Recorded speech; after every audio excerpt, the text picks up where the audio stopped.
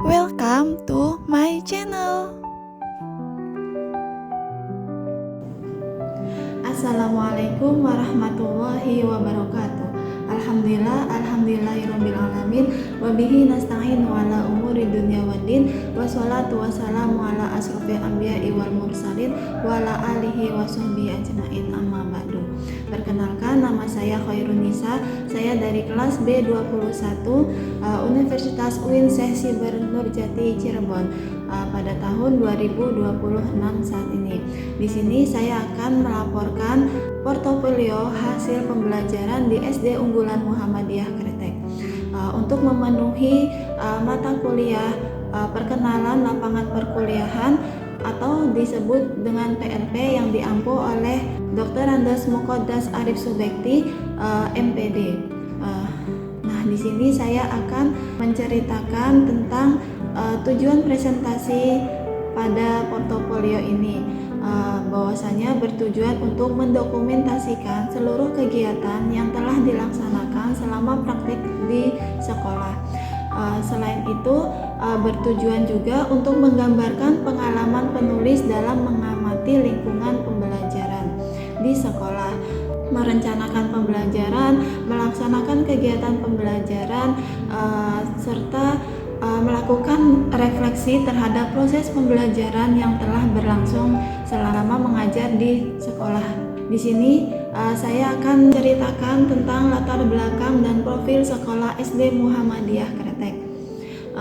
Gambaran umum sekolah SD Unggulan Muhammadiyah Kretek, Bantul DIY merupakan lembaga pendidikan dasar swasta Islam yang terletak di Kecamatan Kretek, Kabupaten Bantul, Daerah Istimewa Yogyakarta.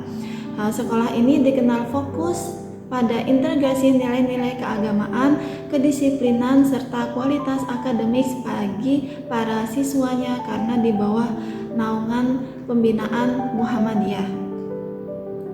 SD Unggulan Muhammadiyah Kretek memiliki visi, yaitu terwujudnya kader Muhammadiyah yang bertakwa, terampil, unggul, berprestasi, berakhlak mulia, cinta lingkungan, dan berkepribadian Indonesia. Adapun misi untuk mewujudkan visi tersebut yaitu menanamkan nilai-nilai kemuhammadiyahan, yang kedua membiasakan tekun dan taat beribadah, yang ketiga melaksanakan pembelajaran aktif, yang keempat meningkatkan kemampuan hidup dengan minat bakat ekstrakurikuler, yang kelima mengikuti berbagai lomba, yang keenam meningkatkan nilai akademis dan non-akademik, yang ketujuh pembiasaan S7 yaitu salam, senyum, sapa, sopan, santun, sedekah, dan saling memaafkan. Yang kedelapan menanamkan budaya toleransi dalam kebinekaan global, mencintai budaya lokal, dan menjunjung tinggi gotong royong. Dan yang kesembilan menanamkan budaya mencintai lingkungan dengan sedekah sampah dan pilah sampah. Selanjutnya, kondisi peserta didik. Peserta didik di SD Unggulan Muhammadiyah Kretek memiliki karakteristik yang baik, berakhlak mulia, dan berpribadian Islami untuk menunjang akademis, minat, dan bakat siswa. Nah, di sini juga memiliki keunggulan, yaitu setelah lulus dari SD Unggulan Muhammadiyah Kretek, mereka dapat menyelesaikan hafalan juz 30 dan lulus Iqra serta hatam Al-Quran. Selanjutnya, lingkungan pembelajaran. Lingkungan pembelajaran di sekolah merujuk pada nilai-nilai, norma, kebiasaan, dan tradisi yang dikembangkan dalam lingkungan sekolah untuk mendukung pembentukan karakter dan kepribadian murid.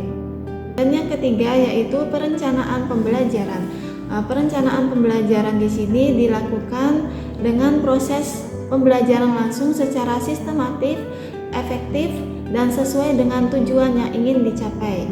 Pada mata kuliah PLP ini saya akan menyampaikan penyusunan RPP atau modul ajar yang saya gunakan. Di sini saya mengampu dalam pembelajaran pendidikan agama Islam dengan materi mengenal isi dan kandungan surah At-Tin. Dengan tujuan pembelajaran, peserta didik mampu memahami dan menghafal isi kandungan surah At-Tin serta mampu menunjukkan contoh penerapan dalam aplikasi sehari-hari untuk diri sendiri dan orang lain.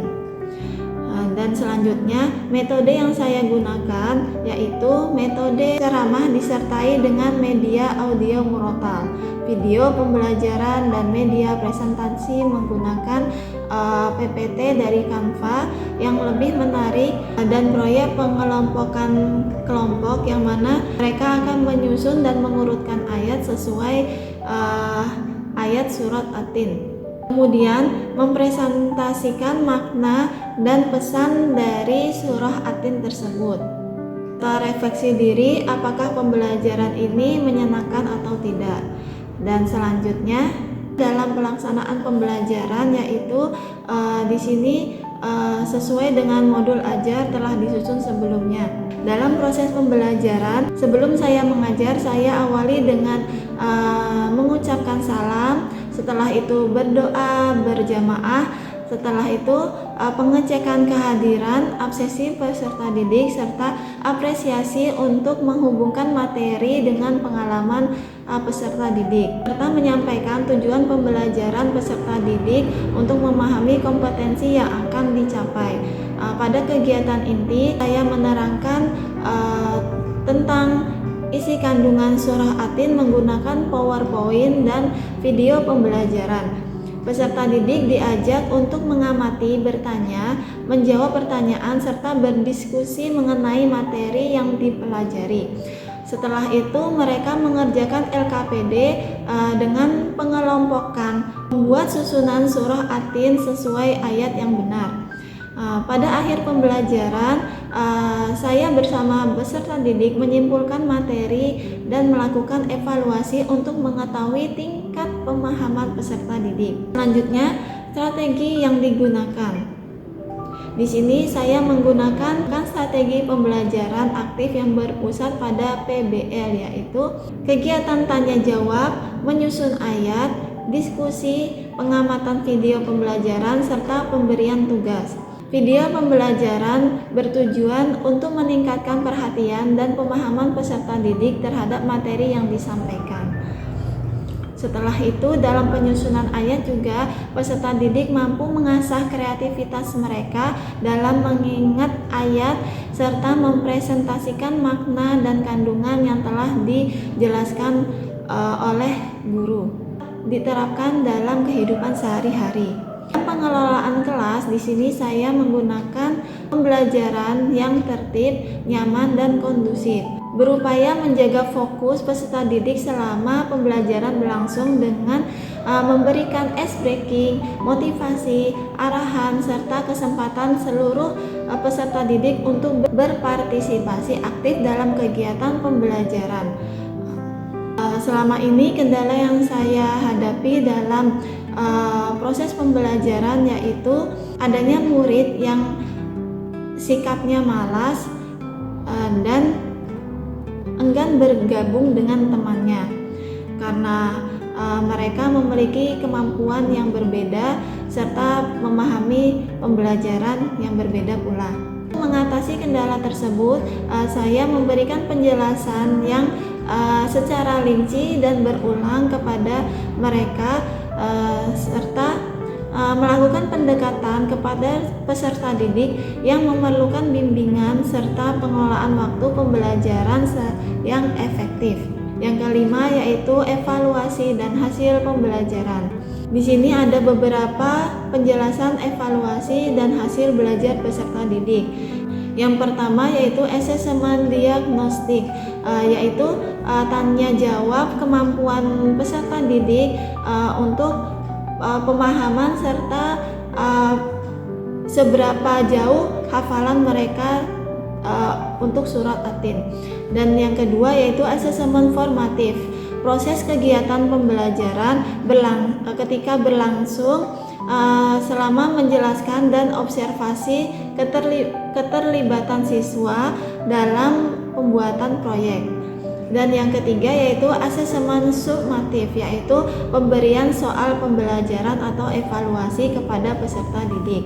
Evaluasi peserta didik sebagian besar sudah mencapai keberhasilan serta memahami materi yang telah diajarkan dengan baik. Akan tapi ada beberapa peserta didik yang presentasikan hasil tugas kelompok mereka serta menghafalkan surah Atin. Ada beberapa yang belum fasih dalam pemahaman serta hafalan mereka. Akan tetapi motivasi dan perlu adanya bimbingan serta pemahaman. Namun ada beberapa siswa yang belum memahami tentang materi kandungan surah Atin dan mempresentasikan, maka di sini adalah motivasi serta pemahaman mereka agar bisa terrealisasi dengan optimal.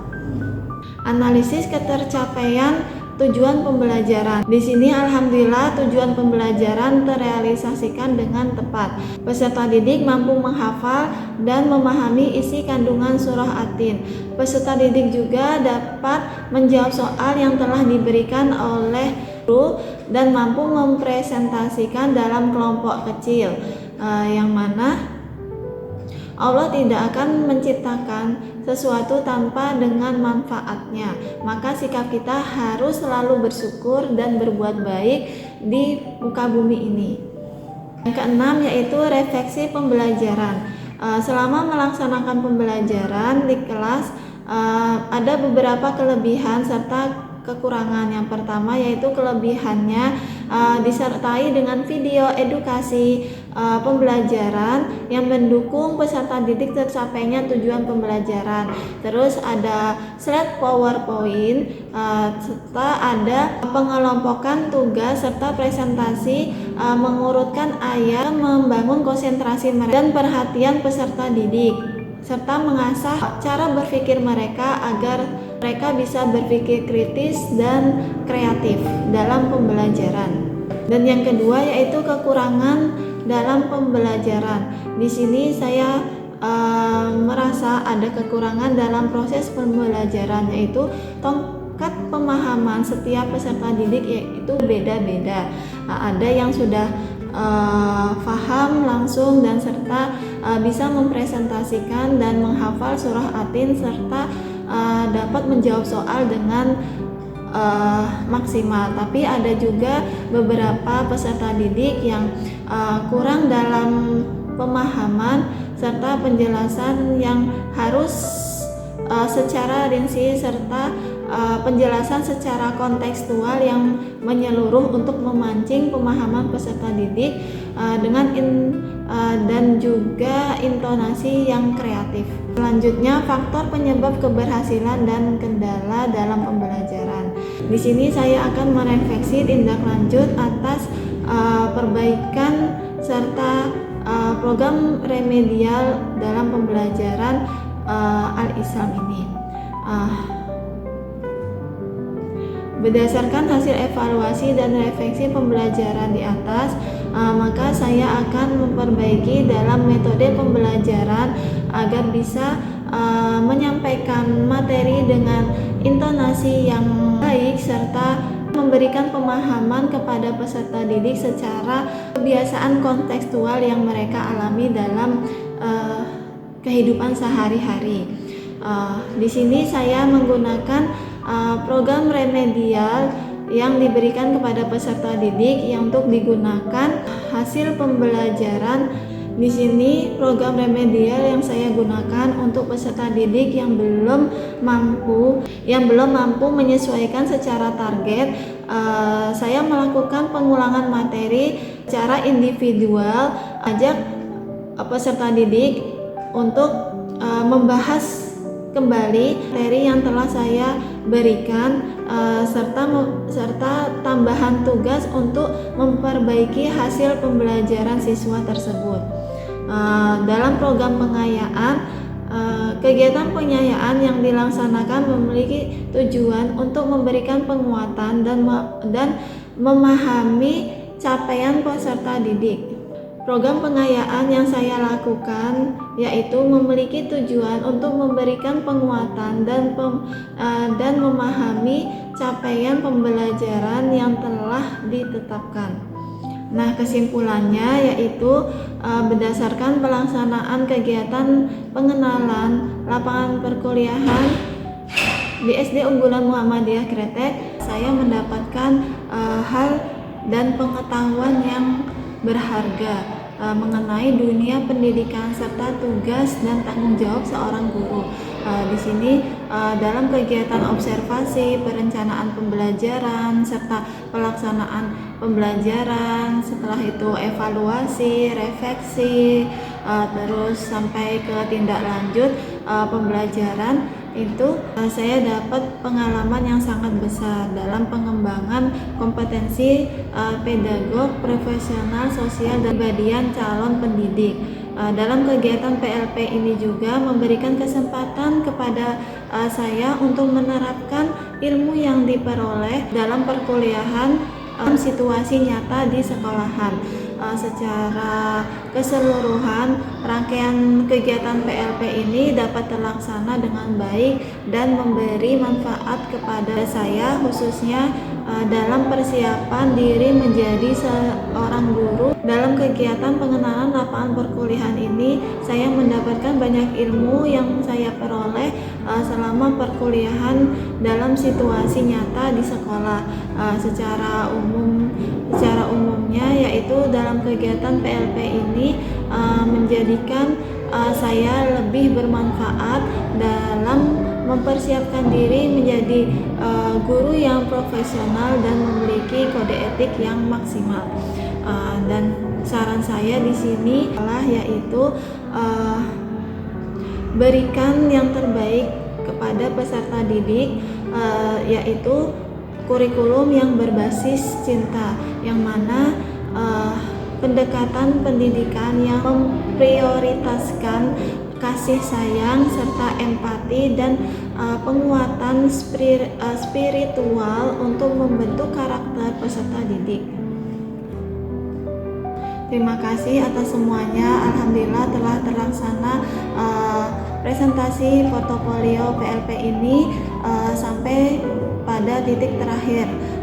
Saya juga berterima kasih kepada Bapak dosen Dr. Andes Mukodas Arif Subekti, MPD, yang telah memberikan arahan serta bimbingan selama kegiatan PLP berlangsung, dan kepada semua pihak yang telah membantu dan mendukung pelaksanaan kegiatan PLP pada saat ini. Wassalamualaikum warahmatullahi wabarakatuh.